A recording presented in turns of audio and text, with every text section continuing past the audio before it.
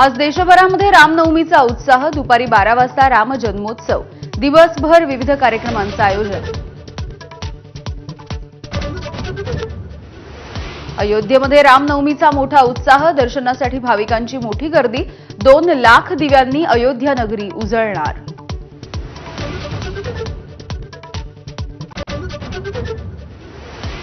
नव्या पंबन रेल्वे पुलाचं आज पंतप्रधानांच्या हस्ते उद्घाटन। रामनवमीच्या निमित्तानं रामनाथ स्वामी मंदिरामध्ये पूजा करणार, तर रामेश्वरम ते तांबराम रेल्वेला हिरवा झेंडा दाखवणार।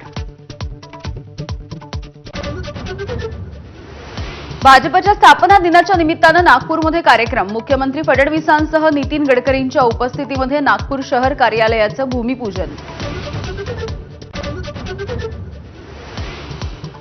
सर्व हिंदूंसाठी मंदिर, स्मशान आणि पाणी एकच असलं पाहिजे। सरसंघचालक मोहन भागवत यांचं वक्तव्य।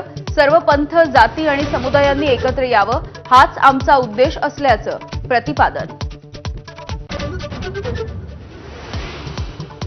संघानं भाजपचं शुद्धीकरण करावं, रोखठोकमधून संजय राऊतांची अपेक्षा। संघाला ईडी, सीबीआय आणि पोलिसांची भीती नसल्यानं मोदींना घाबरणार नाही, रोखठोकमधून निशाणा।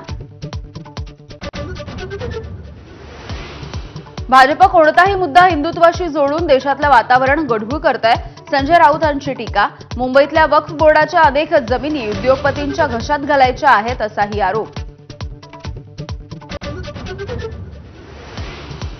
दूध भेसळ रोखण्यासाठी नवीन कायदा। अजामीनपात्र गुन्ह्यासह दंडाची रक्कम वाढणार।